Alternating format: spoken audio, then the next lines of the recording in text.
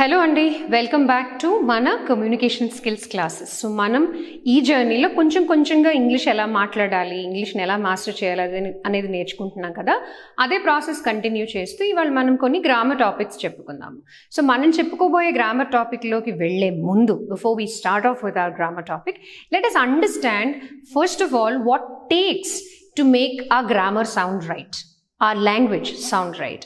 So what we do is, when we talk a language, we talk in meaningful sentences. అంటే meaning వచ్చే వాక్యాలు, meaningful వాక్యాల్లో మనం సంభాషిస్తాం ఏదైనా భాషలో, right?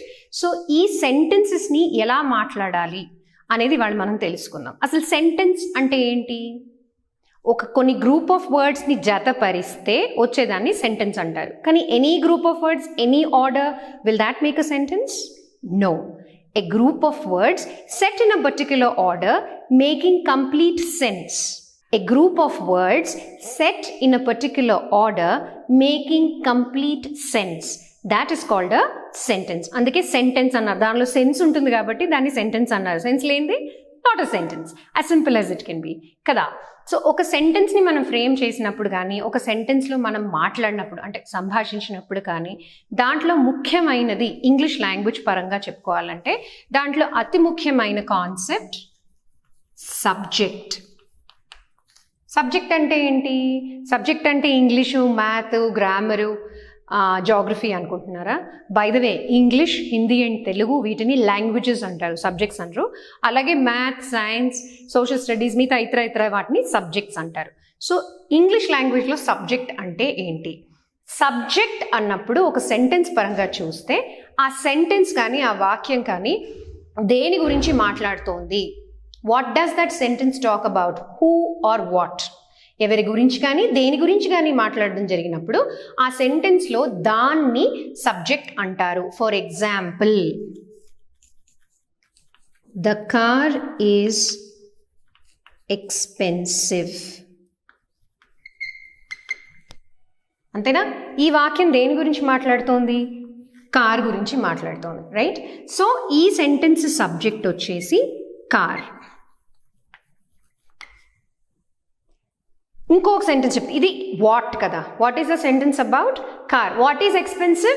The car is expensive. మీరు వాట్ ఈజ్ ఎక్స్పెన్సివ్ అనే క్వశ్చన్ వేసినప్పుడు ద కార్ ఈజ్ ఎక్స్పెన్సివ్ అనే ఆన్సర్ వచ్చింది కాబట్టి the car becomes the subject. ఇప్పుడు ఇంకొక sentence, Amar is a brave boy. Who is a brave boy? Amar is a brave boy. So ఈ sentence subject వచ్చేసి అమర్. ఒక మనిషిని కానీ, ఒక వస్తువుని గురించి కానీ, ఒక జంతువు గురించి కానీ, లేక ఇంకేదైనా ఒక ప్లేస్ గురించి కానీ, ఒక చోటు గురించి కానీ మాట్లాడుతున్నప్పుడు ఆ చోటు, ఆ మనిషి, ఆ వస్తువు ఆ సెంటెన్స్కి సబ్జెక్ట్ అవుతుంది. ఇప్పుడు చాలామందికి ఒక డౌట్ రావచ్చు, సబ్జెక్ట్ సెంటెన్స్ ముందు ఉండాలా, సబ్జెక్ట్ సెంటెన్స్ వెనకాల ఉండాలా? గ్రామాటికల్గా మాట్లాడినప్పుడు సబ్జెక్ట్ ఎక్కడైనా రావచ్చు సెంటెన్స్లో. ఒక వాక్యంలో subject can be at the beginning of the sentence or towards the end of the sentence. ఇదే సెంటెన్స్ ని, కార్ ఇస్ ఎక్స్పెన్సివ్ అనే సెంటెన్స్ ని సబ్జెక్ట్ వెనకాల పెట్టి చేయాలంటే, సో ఇందాక మనం చెప్పుకున్నప్పుడు ప్రతిసారి సబ్జెక్ట్ ముందర రానక్కర్లేదు, సెంటెన్స్ బిగినింగ్ లోనే సబ్జెక్ట్ ఉండక్కర్లేదు. Subject can also be towards the end of the sentence. How? This will give you the answer. ఇదే సెంటెన్స్ ని సబ్జెక్ట్ వెనక్కి పెట్టి చూపిస్తున్నాను చూడండి. This is a very expensive car. What is very expensive? This car is very expensive. So ఒక sentence గురించి మాట్లాడినప్పుడు, ఒక సెంటెన్స్ని తీసుకున్నప్పుడు సెంటెన్స్ దేని గురించి మాట్లాడుతోంది, వాక్యంలో ప్రాధాన్యత దేనికి ఉంది, వస్తువుకా, మనిషికా, జంతువుకా, చోటుకా అనే దాన్ని చూసుకుని అది సబ్జెక్ట్ యొక్క, సెంటెన్స్ యొక్క సబ్జెక్ట్ అవుతుంది. ఇప్పుడు ఒక సెంటెన్స్లో సబ్జెక్ట్ని ఎలా గుర్తుపట్టాలి అది చూద్దాం. So subject. ఇంకేదైనా సెంటెన్స్ ఆలోచించండి ఈలోగా మీరు, నేను బోర్డు రెడీ చేసుకునేలోగా. Okay, my school is very far. Okay, మా స్కూల్ చాలా దూరం. My school is very far. ఇప్పుడే ఇందాకే మనం తెలుసుకున్నాం, ఒక చోటు గురించి కానీ, ఒక మనిషి గురించి కానీ, ఒక వస్తువు గురించి కానీ మనం ఒక వాక్యంలో మాట్లాడినప్పుడు ఆ వాక్యం దేని గురించి మాట్లాడుతుందో అది ఆ సెంటెన్స్ యొక్క సబ్జెక్ట్ అవుతుంది. What ever is the sentence talks about, that becomes the subject of the sentence. So ఇప్పుడు ఇక్కడ మనం దేని గురించి మాట్లాడుతున్నాం? స్కూల్ గురించి మాట్లాడుతున్నాం. స్కూల్ ఎక్కడుంది? స్కూల్ చాలా దూరం ఉంది. My school is very far. సో ఇప్పుడు దీన్ని ఎలా గుర్తుపడతాం? ఇప్పుడంటే మనకు తెలిసిపోయింది మై స్కూల్ కాబట్టి. ఒక్కొక్కసారి సెంటెన్స్లో రెండు సబ్జెక్ట్స్ ఉండొచ్చు. అలాంటప్పుడు ఎలా గుర్తుపడతాం? సెంటెన్స్లో సబ్జెక్ట్ గుర్తుపట్టడానికి మనం వర్బ్ అనే దాన్ని ఐడెంటిఫై చేయాలి. ఫస్ట్ వర్బ్ ఇన్ ద సెంటెన్స్లో ఉన్న ఫస్ట్ వర్బ్ అంటే క్రియాపదము. క్రియాపదాన్ని కనుక మనం గుర్తించగలిగితే క్రియాపదం ముందు వచ్చేది సబ్జెక్టు, క్రియాపదం తర్వాత వచ్చేది ప్రెడికేట్ అంటారు దాన్ని. ఓకే, సో ఈజ్ అనేది వర్బ్ కాబట్టి మై స్కూల్ అనేది సబ్జెక్ట్. సింపుల్ అండి. ఒక సెంటెన్స్ మనం చూసినప్పుడు, ఒక వాక్యాన్ని మనం చూసినప్పుడు దేని గురించి అయితే మనం మాట్లాడుతున్నామో అది ఆ సెంటెన్స్ యొక్క సబ్జెక్ట్. అంతే. ఇది సింపుల్ రూల్, ఇది గుర్తుంచుకోండి. When you are framing a sentence, the most important part the noun. దాని గురించి మాట్లాడతాం కాబట్టి నౌన్ అంటే name of a person, place, animal or thing. So ultimately ఈ 4 మీకు సబ్జెక్ట్ రూపంలో ఎనీ వాక్యంలో మీకు కనిపించేది ఇదే. So that is the story of subject of a sentence. మరోసారి సబ్జెక్ట్ తర్వాత వచ్చేది సెంటెన్స్లో ఏంటి అనే దాని గురించి తెలుసుకుందాం. ఇప్పుడే మనం ప్రస్తావించుకున్నాము వర్బ్ అండ్ ప్రెడికేట్. సబ్జెక్ట్ అనేది సెంటెన్స్ దేని గురించి అయితే మాట్లాడుతుందో అంటే person, place, animal or thing, that becomes the subject of the sentence అని చెప్పుకున్నాము. ఇప్పుడు మనం ప్రెడికేట్ అంటే second part of the sentence, that is predicate గురించి మాట్లాడుకుందాము. ప్రెడికేట్ అన్నప్పుడు మనం ఇందాక చెప్పుకున్నట్టుగా my school is very far అనే సెంటెన్స్లో ఆల్రెడీ మనం లాస్ట్ టైం చెప్పుకున్నట్టుగా మై స్కూల్ అనేది సబ్జెక్ట్. ఎందుకంటే సెంటెన్సే దీని గురించి మాట్లాడుతాం, స్కూల్ గురించి మాట్లాడుతాం కాబట్టి. దీని తర్వాత వర్బ్ ఐడెంటిఫై చేయమని చెప్పుకున్నాం మనం. So verb is. Okay, so my school అనేది సబ్జెక్ట్ అయినప్పుడు వర్బ్ నుంచి సెంటెన్స్ని డివైడ్ చేసుకోవాలి. Verb plus remaining part of the sentence becomes predicate. ఏదైనా సెంటెన్స్ తీసుకోండి మీరు. First noun becomes the subject of the sentence, and from the first verb onwards what follows is called the predicate. So ఇది subject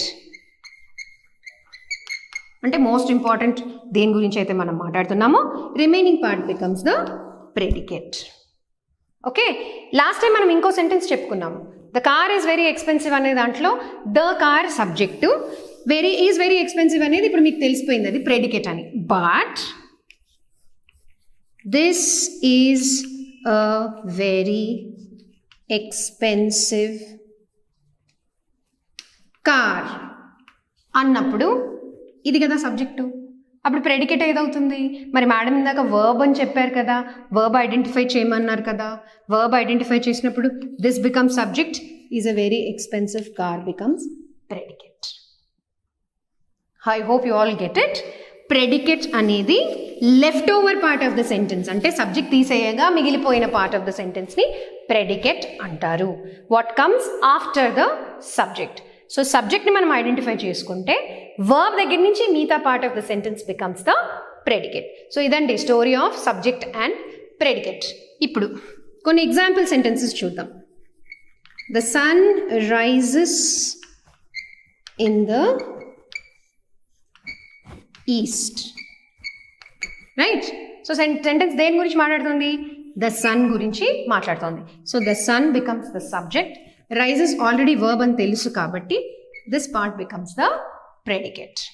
okay, Tom is a very naughty boy. క్యాటా? నాకు Tom and Jerry అంటే చాలా ఇష్టం, so నేను cat అనే రాస్తాను. So Tom is a very naughty cat. దేని గురించి మాట్లాడుతున్నాం? క్యాట్ గురించి మాట్లాడుతున్నాం. టామ్ అనే క్యాట్ గురించి మాట్లాడుతున్నామా? ఇప్పుడు చూడండి, ఈ సెంటెన్స్లో 2 నౌన్స్ ఉన్నాయి. క్యాట్ అనేది కూడా నౌన్, టామ్ అనేది కూడా noun. But which is the first noun of the sentence? Tom. We're talking about Tom as a cat కదా. కాబట్టి టామ్ బికమ్స్ ద సబ్జెక్ట్. మళ్ళీ ఈజ్ వర్బ్ కాబట్టి from here the left over part becomes the predicate. So ప్రతి సెంటెన్స్లో subject and predicate చాలా చాలా important. As far as English goes, subject లేనిది సెంటెన్స్కి సెన్స్ రాదు. సబ్జెక్ట్ తీసేయండి. Rises in the east. What rises in the east? Is a naughty cat. What is a naughty cat? Who is a naughty cat? Not possible. My school is very far అని ఇందాక తెలుసుకున్నాం. What is very far? So మన questions what, who, where అనే వాటికి సమాధానం వచ్చినప్పుడు that answer of yours becomes the subject. మనం దేని గురించి అయితే క్వశ్చన్ వేస్తున్నామో, what rises in the east అని అడిగాం. Rises in the east usually question form చేసినప్పుడు ప్రెడికేట్తో క్వశ్చన్ ఫామ్ చేస్తారు. For example, who is a naughty cat? Is a naughty cat, predicate. What rises in the east? Rises in the east, predicate. Where is your school? My school is very far. So ఈ క్వశ్చన్స్కి మన answers question frame చేసినప్పుడు ప్రెడికేట్తో frame చేస్తాము. మనకు వచ్చే answer ఏదైతే ఉంటుందో ఆ సబ్జెక్ట్, ఆ సెంటెన్స్ యొక్క సబ్జెక్ట్. సో మనం పిల్లలకి ఇంట్లో యూజువల్లీ ఎస్పెషలీ మదర్స్ చిన్న పిల్లలకి మీరు క్వశ్చన్ ఆన్సర్స్ రాయిస్తున్నప్పుడు మోస్ట్ ఆఫ్ ద టైమ్స్ చెప్తారు. అంటే మా మదర్ నాకు చెప్పేవారు, సగం ఆన్సర్ని క్వశ్చన్లోనే దొరికిపోతుంది అనేవారు. అంటే ఏంటి? ఇప్పుడు ఇదే sun rises in the east అనుకోండి. What rises in the east or where does the sun rise అని క్వశ్చన్ వచ్చినప్పుడు the sun rises in the east. So మీకు రైజెస్ ఇన్ ద ఈస్ట్ అనేది ఆల్రెడీ క్వశ్చన్లో వచ్చింది కదా, ఈజీగా చెప్పొచ్చు మీరు పిల్లలకి. ప్రెడికేట్ అనేది ఆల్రెడీ సెంటెన్స్లో క్వశ్చన్లో ఉంటుంది. Answer is the subject. 2 words మనం నేర్చుకుంటే ఆన్సర్ మనకి ఈజీగా వచ్చేస్తుంది. సో ఇది importance of subject and predicate. English లాంగ్వేజ్లో సబ్జెక్ట్ అండ్ ప్రెడికేట్ వచ్చి అంటే మనం సెంటెన్స్ని ఎక్కడ డివైడ్ చేసుకోవాలి, ముందర దేని గురించి దేనికి ప్రాముఖ్యత ఇచ్చి దేనికి ప్రాధాన్యత ఇచ్చి మాట్లాడాలని తెలిస్తే subject and predicate becomes very very easy to learn, to apply and to teach. ఇప్పుడు దాకా మనం జనరల్ కాన్వర్జేషన్ స్కిల్స్ గురించి చెప్పుకున్నాము. రీసెంట్గా మనము సబ్జెక్ట్ ప్రెడికేట్ అంటే గ్రామర్ కాన్సెప్ట్స్ ద్వారా తెలుసుకుంటున్నాము. ఎందుకు మనం గ్రామర్ కాన్సెప్ట్ సిరీస్ స్టార్ట్ చేసామని చాలా మందికి డౌట్ ఉంటుంది. కమ్యూనికేటివ్ ఇంగ్లీష్ అన్నారు, కాన్వర్జేషనల్ స్కిల్స్ అన్నారు, గ్రామర్ టాపిక్స్ ఎందుకు వస్తున్నాయి అంటే చాలా మంది వ్యూవర్స్ రిక్వెస్ట్ చేశారు, గ్రామర్ ద్వారా మాకు స్పోకెన్ ఇంగ్లీష్ నేర్పించండి అని. సో ఇదే మా ఎఫర్ట్. మీకు గ్రామర్ ద్వారా రోజువారీ జీవితంలో మీరు ఎలా కన్వర్స్ చేయొచ్చు అని మీకు కమ్యూనికేట్ చేయడానికి, మీకు నేర్పించడానికి మేము ట్రై చేస్తాము. సో ఇదే ఎఫర్ట్లో లాస్ట్ టైం మనము సబ్జెక్ట్ అండ్ ప్రెడికేట్ గురించి తెలుసుకున్నాము. 1 topic of English grammar, subject and predicate. So దాంట్లో మనం తెలుసుకునేది ఏంటంటే ఒక సెంటెన్స్, ఒక వాక్యం గురించి మనం మాట్లాడినప్పుడు for example, Mike is a good speaker. మనం ఇలా మాట్లాడినప్పుడు ఫస్ట్ నౌన్, ఎందుకంటే దీంట్లో 2 నౌన్స్ ఉన్నాయి, Mike and speaker. Okay, speaker అనేవాళ్ళు ఎవరైనా అయి ఉండొచ్చు, ఏ వ్యక్తి అయినా స్పీకర్ అయి ఉండొచ్చు. మైక్ అనే వ్యక్తి గురించి మనం మాట్లాడుతున్నాం కాబట్టి Mike becomes the subject of the sentence. Also ఇంకొక క్లూ తెలుసుకున్నాం మనం, వర్బ్ని కనుక మనం గుర్తుపడితే వర్బ్ నుంచి ఫాలో అయ్యేది మొత్తం ప్రెడికేట్, వర్బ్ ముందర వచ్చేది సబ్జెక్ట్. సింపుల్ సెంటెన్సెస్ గురించి చెప్తున్నాను నేను. So Mike is the subject, is the verb కాబట్టి రిమైనింగ్ బికమ్స్ ద ప్రెడికేట్. ఇవాళ మనం వర్బ్స్ గురించి తెలుసుకుందాం. నౌన్ అని మనం ఆల్రెడీ చెప్పేసుకున్నాం. Noun is the name of a person, place, animal or thing. ఒక మనిషి కానీ, ఒక జంతువు కానీ, ఒక వస్తువు కానీ, ఒక చోటు పేరు కానీ తెలిపే పదాలని నౌన్స్ అంటారు. Name of a person, place, animal or thing is called a noun. నౌన్స్ని నేమింగ్ వర్డ్స్ అంటారు, ఎందుకంటే పేర్లు వాటితో మనకు తెలుస్తాయి కాబట్టి వాటిని నేమింగ్ వర్డ్స్ అంటారు. So this is a noun. Mike is a noun. ఒక వ్యక్తి పేరు కాబట్టి మైక్ అనేది నౌన్ అవుతుంది. సో వర్బ్స్ అంటే ఏంటి? సింపుల్గా చెప్పాలంటే వర్బ్స్ ఆర్ యాక్షన్ వర్డ్స్. మనం చేసే ఏ యాక్షన్ అయినా కన్వే చేసే వర్డ్స్ని వర్బ్స్ అంటారు. VERBS, వెర్బ్ కాదండి, వర్బ్. R is silent. ఇంగ్లీష్లో చాలా పదాలు ఉంటాయి పాపం, ఎందుకో ఖర్చు పెట్టేస్తుంటారు ఎక్స్ట్రా పదాలు. VEB అని రాసుకోవచ్చు కదా వెర్బ్ అన్నప్పుడు. వర్బ్ అదంతే, ఆ లాంగ్వేజే అంతా. So verbs are action words. మనం చేసే ఏ పనైనా కన్వే చేసే పదాలని వర్బ్స్ అంటారు. తెలుగులో, హిందీలో క్రియాపదాలు అంటారు వీటిని. సో ఈ క్రియాపదాలని కనుక మనం గుర్తుపట్టగలిగితే మనకి సబ్జెక్ట్ని సెంటెన్స్ని సబ్జెక్ట్ అండ్ ప్రెడికేట్లోకి డివైడ్ చేసుకోవడం ఈజీ అయిపోతుంది, స్ప్లిట్ చేసుకోవడం ఈజీ అయిపోతుంది.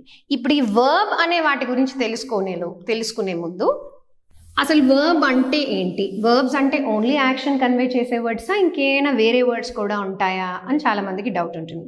సో వర్బ్స్ అనేవి బేసిక్గా యాక్షన్ని కన్వే చేస్తాయి, స్టేట్ని కన్వే చేస్తాయి. స్టేట్ అంటే తెలంగాణ, ఆంధ్రప్రదేశ్, కర్ణాటక, తమిళనాడు, కేరళ, ఢిల్లీ, జమ్మూ అలా కాదు. స్టేట్ అంటే మనం ఉన్న స్థితి, మనము ఉన్న స్థితి. ఐ యామ్, ఐ వాజ్, ఇవన్నీ స్టేట్ని కన్వే చేస్తాయి. So they can be action words, they can also be words which convey the state of what, state of the subject or noun. అంతే కదండి, నౌనే సబ్జెక్ట్, అంతేనా? నౌన్ అంటే name of a person, place, animal or thing. ఒక వ్యక్తి చేసే పనిని convey చేసే వర్డ్సే వర్బ్స్. వ్యక్తి అనుకోండి, లేకపోతే జంతువే అనుకోండి, లేకపోతే ఒక వస్తువే అనుకోండి. There is a duster in my hand, దీని స్టేట్ ఏంటి? It is in my hand. So is state convey చేస్తుంది కదా, ఇక్కడ ఉంది, అంతేనా? ఉంది అనేది మనకి క్రియాపదం, ఈజ్ అనేది క్రియాపదం అవుతుంది. So words which convey actions and also the state of a noun. Action చేసేది కూడా నౌనే, స్టేట్ కూడా నౌన్దే ఉంటుంది. కాబట్టి ఈ పదాలని వర్బ్స్ అని అంటారు. సో ఒక సెంటెన్స్లో వర్బ్ ఏం రోల్ ప్లే చేస్తుంది? What is the role of a verb in a sentence? వర్బ్స్కే టైం అనేది వర్తిస్తుంది. దీన్ని బట్టి మీకు తెలిసిపోవాలి, ఇంగ్లీష్ గ్రామర్లో మనం నెక్స్ట్ ఎటు మూవ్ అవుతున్నామని. వర్బ్స్కి మాత్రమే టైం అనేది ఉంటుంది. టైం అంటే టెన్స్. ఏం టెన్సు? బేసిక్గా 3 టెన్సెస్ ఉంటాయి. ఏంటి? Past tense, present tense and future tense. భూతకాలం, వర్తమాన కాలం, భవిష్యత్ కాలం. అంతేనా? వేటికి ఉంటాయి ఇవి? క్రియాపదాలకి మాత్రమే ఉంటాయి. నౌన్స్కి ఉండొచ్చా? మైక్ని మైక్ అనలేం కదా పాస్ట్ టెన్స్లో, లేకపోతే మైకర్ అనలేం కదా ఫ్యూచర్లో. సో నౌన్కి వర్తించదు. జంతువులకి వర్తిస్తుందా? క్యాట్, క్యాటెడ్, క్యాటింగ్ చెప్పలేం కదా. సో జంతువు కూడా వర్తించదు. చోటుకి వర్తిస్తుందా చూసుకోండి. చోటు అంటే స్కూల్ అవ్వచ్చు, హైదరాబాద్ అవ్వచ్చు, కర్ణాటకలో శ్రావణబెళగొండ అవ్వచ్చు, ఎక్కడైనా అవ్వచ్చు, కన్యాకుమారి కూడా అవ్వచ్చు. వాటికి మనం ఐఎన్జీలు, ఈడీలు పెట్టలేం కదా. సో ఓన్లీ వర్బ్స్కి మాత్రమే వర్తించేది టైం. అంటే వర్బ్స్ ద్వారా మనకి ఆ యాక్షన్ ఏ టైంలో అయింది, పాస్ట్లో అయిందా, ప్రజెంట్లో జరుగుతోందా, లేకపోతే ఫ్యూచర్లో జరుగుతుందా అనేది తెలిపే పదాలు, లేకపోతే మనకి తెలిసే పదాలని వర్బ్స్ అంటారు. క్రియాపదాల ద్వారానే మనకి టైం అనేది తెలుస్తుంది. ఒక ఫలానా యాక్షన్ భవిష్యత్ కాలంలో జరగనుందా, భూతకాలంలో జరిగిపోయిందా, అంటే ఇంత క్రితమే జరిగిపోయిందా, లేకపోతే ఇప్పుడు జరుగుతోందా అనేది చెప్పే చెప్పే పదాలని వర్బ్స్ అంటారు. ఒక సెంటెన్స్లో వర్బ్ చాలా ఇంపార్టెంట్. ఎందుకు ఇంపార్టెంటు? హీ ఈజ్ స్పీకింగ్ అన్నప్పుడు వర్బ్ ఏది? ఈజ్ ఉందిలేండి, కానీ వర్బ్ స్పీకింగ్, యాక్షన్ వర్డ్ అన్నాం కదా. సో యాక్షన్ కన్వే అయ్యేది స్పీకింగ్ తోటి. సపోజ్ స్పీకింగ్ నేను పెట్టలేదు అనుకోండి, హీ ఈజ్ అంటే వాట్? ఒక సెంటెన్స్ కంప్లీట్ అవ్వాలంటే మనకి కంపల్సరీ వర్బ్ అనేది ఉండాలి. హీ ఈజ్ అంటే అతను ఏం చేస్తున్నాడు, అతను వాట్ ఈజ్ హీ డూయింగ్? ఉన్నాడా, నిద్రపోతున్నాడా, పడుకున్నాడా, మాట్లాడుతున్నాడా, ఏం చేస్తున్నాడు, గొడవ పడుతున్నాడా చెప్పాలంటే ఒక క్రియాపదం ఉండాలి కదా సెంటెన్స్లో. అప్పుడే సెంటెన్స్ కంప్లీట్ అవుతుంది. This is not a sentence, it's just 2 words. So for any sentence to be complete, the most important ఎలాగైతే మనకి నౌన్ అంటే సబ్జెక్టో, అలాగే మనకి వర్బ్ కూడా అంతే ఇంపార్టెంట్. వర్బ్ ఎందుకు ఇంపార్టెంట్? ఆ యాక్షన్ ఏ టైంలో జరుగుతోంది, లేకపోతే జరగబోతోంది అనేది చెప్పేది కూడా వర్బ్సే. ఈ వర్బ్స్ గురించి ఇంకా డీటెయిల్డ్గా మనం త్వరలో తెలుసుకుందాం. ఇప్పుడు మనం సబ్జెక్ట్ అండ్ ప్రెడికేట్ డీల్ చేస్తున్నాం కాబట్టి, జిల్ రన్స్ ఎగ్జాంపుల్. ఓకే, జిల్ రన్స్ అన్నప్పుడు the sentence is it is a sentence. ఎందుకు సెంటెన్స్? ఒక సబ్జెక్ట్ ఉంది, ఒక వర్బ్ కూడా ఉంది. ఓకే, దీన్ని ఇంకా మీనింగ్ఫుల్గా చేయాలంటే దీనికి ప్రెడికేట్ యాడ్ చేయాలి. జిల్ runs fast are runs slow. So అప్పుడు ఇది సబ్జెక్టు, ఇది ప్రెడికేట్. అందుకని వర్బ్ ఇంపార్టెంట్. అంటే ఎప్పటికీ జిల్ ఫాస్ట్గానే పరిగెడుతుంది, వాట్ ఎవర్. సో అందుకని జిల్ రన్స్ ఫాస్ట్ అని మనం చెప్పినప్పుడు, జిల్ రన్స్ అనేది పార్షియల్ సెన్స్ మాత్రమే. ఒక సెంటెన్స్కి పూర్తి సెన్స్ ఉండాలంటే నౌన్ ఉండాలి, వర్బ్ ఉండాలి, ప్రెడికేట్ కూడా ఉండాలి. So that is the story of subject, predicate and verb. Communication skills classes through English grammar. మనం ఈ సిరీస్లో ఉన్నాము. ఈ సిరీస్లో ఇవాళ మనం డిస్కస్ చేసుకోబోయే గ్రామర్ టాపిక్ ఆర్టికల్స్. ఆర్టికల్స్ అంటే న్యూస్ పేపర్లో వచ్చే ఆర్టికల్స్ కాదండి. ఆర్టికల్స్ అంటే ఇంగ్లీష్ గ్రామర్లో వచ్చే ఆర్టికల్స్. అవి 3: ఏ, యాన్ అండ్ ద. చాలామంది ఇంగ్లీష్ లాంగ్వేజ్ టీచర్స్ నన్ను తిట్టుకుంటూ ఉంటారు, నేను యాంపర్సాండ్ వాడానని. యాంపర్సాండ్ వాడింది అండ్ అని రాయడానికి ప్లేస్ లేదు నాకు బోర్డు మీద, అందుకని నేను యాంపర్సాండ్ వాడాను. But always, whenever you are writing anything in English, please avoid using symbols and numbers. For example, 2 years old and రాయాలనుకోండి, try to use spellings at all times. Dates తప్పదు, ఇయర్స్ తప్పదు, వాటిని మనం స్పెల్లింగ్స్లో రాయలేము. బట్ నంబర్స్ రాసినప్పుడు numericals as far as possible avoid చేయడం better. However, kindly excuse me for using an ampersand while I was writing the topic for the day. All right. ఇంతకు ముందు ఎప్పుడో మనం ఆర్టికల్స్ గురించి ప్రస్తావించుకున్నాము, కాకపోతే ఇవాళ మనం ఆర్టికల్స్ గురించి ఇన్ డీటెయిల్ తెలుసుకుందాము. All right. So articles A, an and the 3 articles ఉంటాయి ఇంగ్లీష్ గ్రామర్లో. దీంట్లో ఏని ఇండెఫినిట్ ఆర్టికల్ అంటారు. ఏని ఇండెఫినిట్ ఆర్టికల్ అంటారు. ఎందుకు ఇండెఫినిట్ అంటే ఇది పర్టికులర్గా దేన్ని పాయింట్అవుట్ చేయదు. ఈ ఆర్టికల్ వచ్చింది ఒక సెంటెన్స్లో అన్నప్పుడు, ఒక వస్తువు ముందు కానీ ఒక సబ్జెక్ట్లో ఏ అని వాడినప్పుడు ఇది ఇండెఫినిట్ అంటే దేన్ని పర్టికులర్గా పాయింట్అవుట్ చేసి చెప్పదు. ఇన్ జనరల్గా మనం దేని గురించి అయినా మాట్లాడుకున్నప్పుడు యూజువలీ ఏ అనేది వాడతాం. For example,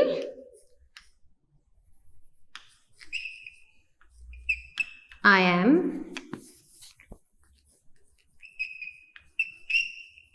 going to a better city. Okay, I'm going to a better city for a better life అనుకోండి. దీనిలో మనం ఎన్ని ఏళ్ళు వాడేసాము? 2 ఏళ్ళు వాడాము. ఓకే, సో ఎవరినో అడిగారు ఎక్కడికి వెళ్ళాలనుకుంటున్నావు అంటే I'm going to a better city. Usually మనం ఒక చోటు నుంచి ఇంకో చోటికి వెళ్ళేదాన్ని మైగ్రేషన్ అంటారు. ఎందుకు మైగ్రేట్ చేస్తాం? మనం ఒక చోటు నుంచి ఇంకో చోటికి బెటర్ లైఫ్ లీడ్ చేయడానికి, better facilities, better payment, better accessibility to medical కానీ ఎడ్యుకేషన్ కానీ. యూజువల్లీ ఎడ్యుకేషన్ అండ్ బిజినెస్ పరంగా మనం మూవ్ అవుతాం ఒక చోటు నుంచి ఇంకో చోటికి. So I'm going to a better city. ఫ్యూచర్లో I will be going to a better city for a better life. A better city అంటే ఇంకా తను డిసైడ్ చేసుకోలేదు. There is nothing definite. ఎక్కడికైనా ఒక బెటర్ సిటీకి వెళ్ళాలనుకుంటున్నాను ఒక మంచి జీవితాన్ని లీడ్ చేయడానికి అని అన్నప్పుడు a better city. So a better city అని ఏం కన్వే చేస్తుంది? This is not pointing to any particular. అంటే నేను అమెరికా వెళ్ళిపోతాను, లేకపోతే నేను శాన్ ఫ్రాన్సిస్కో వెళ్ళిపోతాను, లండన్ వెళ్ళిపోతాను, దుబాయ్ వెళ్ళిపోతాను అని చెప్పట్లేదు.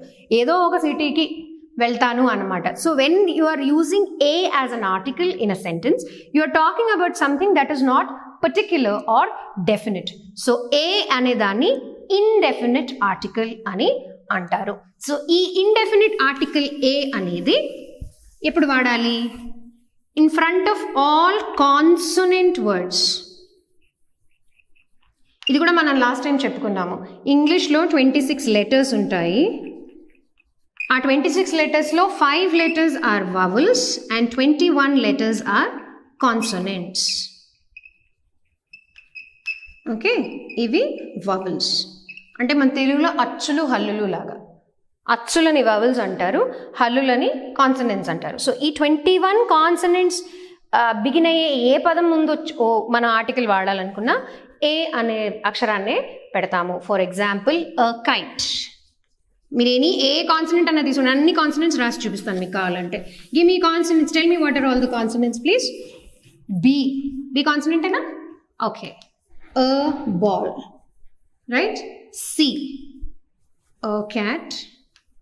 D, a dog. E ledu, F, a fish, right? G, a gun. H, a hat. I ledu, J, a jar. K, a kite. L, a lion. A lamb. Example రాస్తున్నా నేను.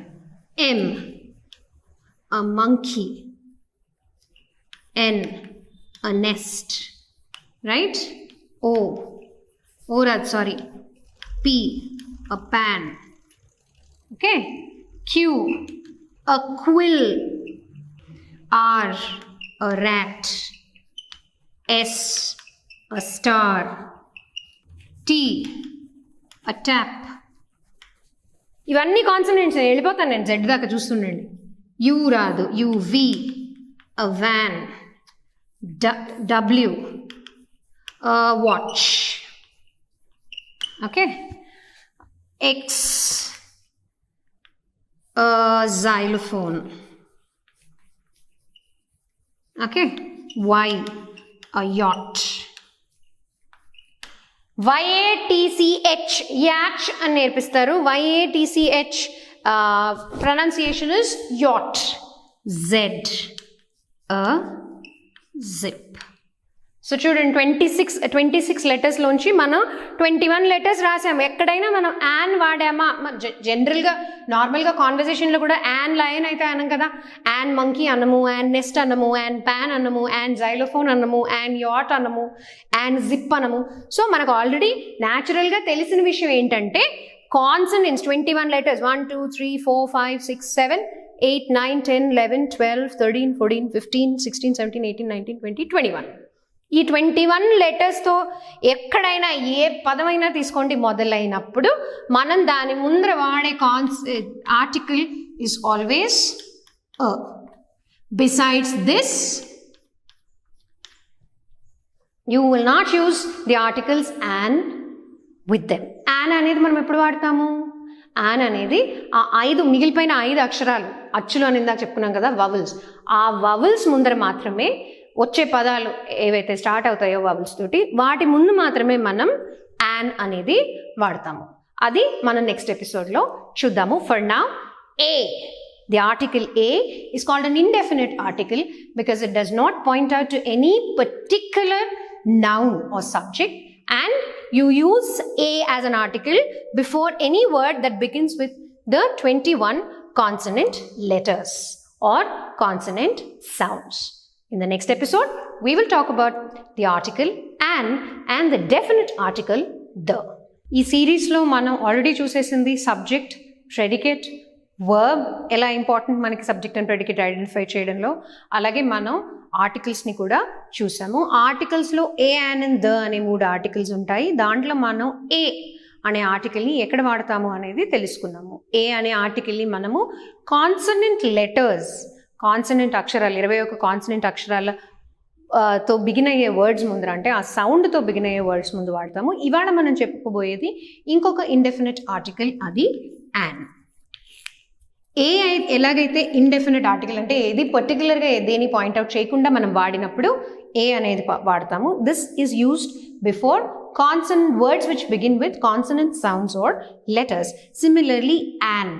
An is also an indefinite article which we use before words which begin with vowel sounds. నేను vowel sound అని ఎందుకన్నాను, last time మనం ఇది ప్రస్తావించుకున్నప్పుడు చాలా మందికి ఒక doubt వచ్చింది. మేడం అక్షరాలు అంటున్నారు, మళ్ళీ సౌండ్ అని అంటున్నారు.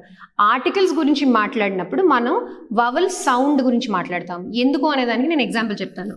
an honest man. Okay, an umbrella. Umbrella అనేది ఆల్రెడీ యు, AEIOU ఆర్టికల్స్లో యు, AEIOU వవల్స్లో యు అనేది వవల్ కాబట్టి యాన్ అని వాడాం. బట్ హెచ్ అనేది కాన్సనెంట్ సౌండ్ కదా, హట్, హ్యాట్. మరి ఎందుకు యాన్ వాడాను? యాన్ ఎందుకు వాడానంటే ఈ పదంలో హెచ్ అనే అక్షరం సైలెంట్. ఆనెస్ట్ అనేటప్పుడు చాలామంది హానెస్ట్ అంటారు, అది తప్పు ప్రొనౌన్సియేషన్ అండి. హానెస్ట్ అనే పదం ఉండదు, ఆనెస్ట్ అనాలి. HONEST ఆనెస్ట్ స్పెల్లింగ్ అయినప్పటికీ హెచ్ అనేది సైలెంట్ కాబట్టి ఆనెస్ట్ అనే సౌండ్తో బిగిన్ అవుతుంది. So AEIOU. సో ఓ అనేది వవల్ సౌండ్, వవల్ అక్షరం, వవల్ శబ్దం కాబట్టి an honest man. Same way hour. ఎన్ని హార్స్ అవుతుంది అంటారు, ఎన్ని హార్స్ కాదు, ఎన్ని అవర్స్ అవుతాయి. సో అవర్ అన్నప్పుడు I will take an hour, right? Because H is silent. That is the reason I kept on specifying that when we talk about articles, we basically talk about the sound of the letter that is at the beginning of the word. Okay, so honest, honest, you cannot use the article a because h is a consonant. You have to use the article an because you're talking about honest where the h is silent. Similarly, when you talk about r, hour, so h is silent, so the article an precedes the word hour. Now moving on to article an.